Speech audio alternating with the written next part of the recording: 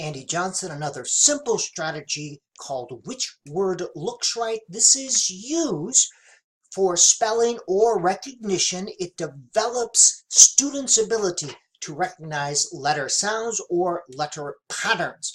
And students learn this not in a single lesson, but they learn to recognize letter patterns over time. Simple strategy can be used for spelling or reading class. Now, it works best with long vowel sounds, but it can be used with short ones as well. Now, spelling cannot be taught as a series of rules. Our English language is not rule-based. It's not consistent. So we spend times with CVC patterns and CV patterns or whatever they are. Our language is not consistent. It does not make sense.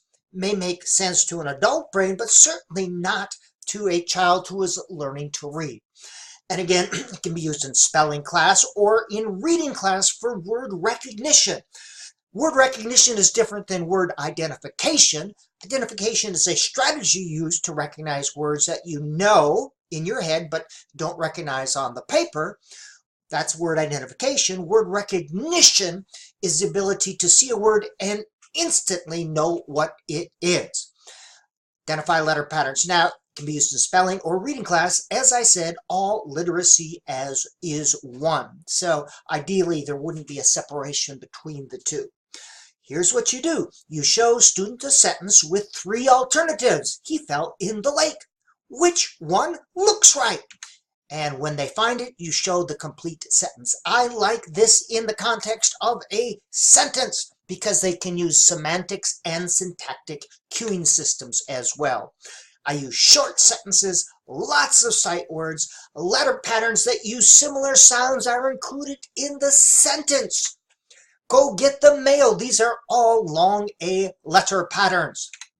Go get the mail. I like PowerPoint, but this can be done on paper or put it on posters, whatever makes sense for you. I will stay at home. Which word looks right? Yes, they began to recognize letter patterns that fit. Short duration, briskly paced, 3 to no more than 10 minutes at a time. There's no single strategy that works, but there are many strategies that can be used together. I would do this 1 to 3 times a week, not something that should be done every day.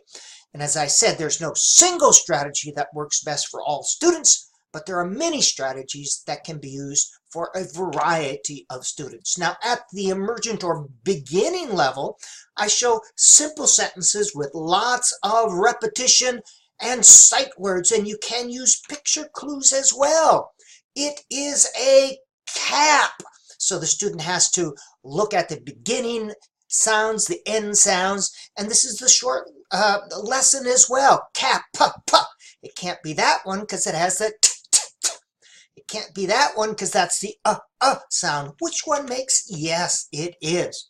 That's how you have a phonics lesson in a meaningful context. She was mad, da. And you have puh. Nope. That's how you have the phonics lesson in a meaningful context. Now, you can use just pictures, and again, it gets students noticing letters in the beginning, middle, and end. Jam. Which word looks right? Can't be that one because it da. Can't be that jam. Yes, that's how you have short phonics lessons, and they began to recognize letter patterns over time. You get the idea. Simple strategy.